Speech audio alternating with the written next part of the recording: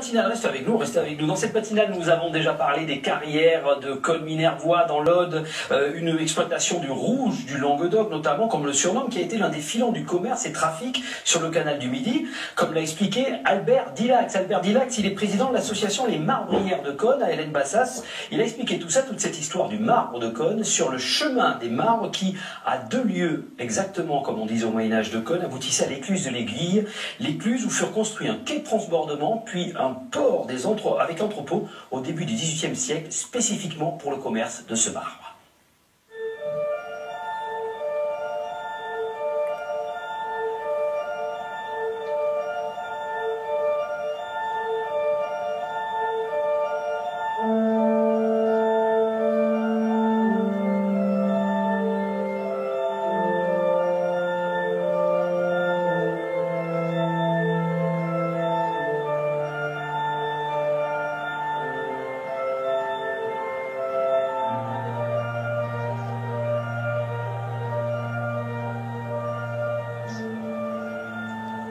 Ce sont les premiers contreforts de la montagne noire et c'est là que l'on a découvert des couches d'agrégats de matière qui ont constitué le marbre. Oui, alors, nous sommes à près de 30 mètres de la plaine de l'Aude et cette masse, ce plateau de marbre, eh bien, il apparaît naturellement parce que c'est une pierre, le marbre en elle-même, une pierre dense et particulièrement résistante à l'érosion. S'il y avait eu un calcaire ici, eh bien, il serait parti. Il serait parti dans la plaine. Seulement le marbre, il est très solide, on le voit, et il a donc alerté depuis très longtemps le regard de l'homme. Encore fallait-il le trouver sous la garrigue, sous les odeurs de la garrigue et du thym. C'est vrai qu'il y avait de la végétation, il y en a toujours, mais la garrigue laisse par certains endroits apparaître le marbre. Ici, on est au pied d'une cascade qui est maintenant absolument asséchée, et c'était l'eau révèle le marbre. Sur le passage, on apercevait ce marbre qui luisait comme une pierre précieuse. Sauf que là, moi je le vois plutôt gris, ce marbre. C'est le calcène, c'est une sorte de dépôt qui s'est créé au fur et à mesure, du fait de l'oxydation, du fait de l'attaque de l'acide, de l'air. Tout ça amène une petite concrétion blanchâtre sur le marbre qui empêche la couleur. Au XVIIe siècle, on faisait de la recherche. On a envoyé des chercheurs de pierres sur les massifs pour justement les exploiter par la suite. C'est qu'on a fait sonder et voir la couleur de... Oui, oui.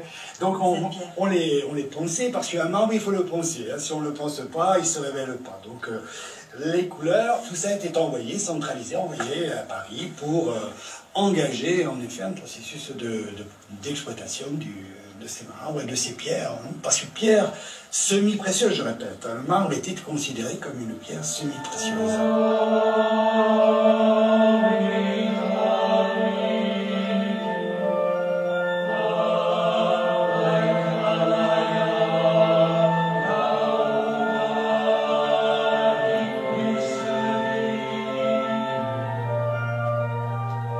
Le marbre, c'est beau, mais c'est lourd. Il faut savoir aussi le dégager de la montagne. L'arracher de la montagne. L'arracher. Oui, ça pèse quand même 2,7 tonnes pour 1 mètre cube. C'est déjà un beau poids.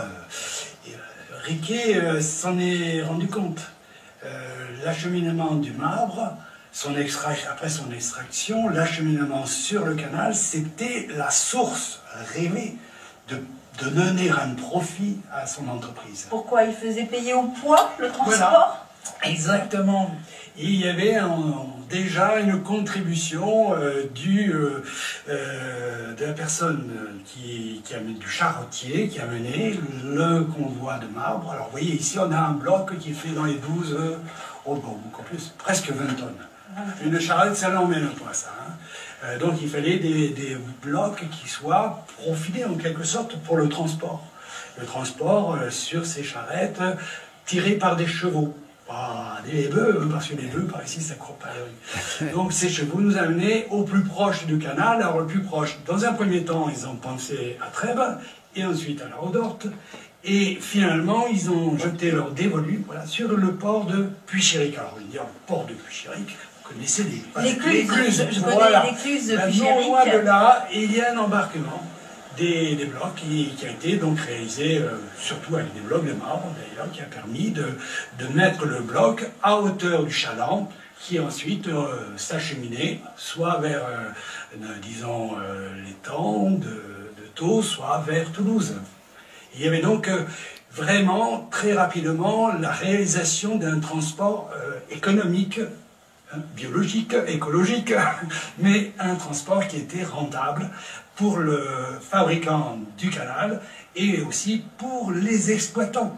C'est un transport sûr. Sûr. On est sur des eaux calmes, hein, sur le canal du Alors, Midi. vous dire, dans les 4 premières années, de 1780 à 1785, 14 000 pieds cubes de marbre ont été acheminés sur le canal. Et dans les 4 ou 5 années qui suivent, 60 000.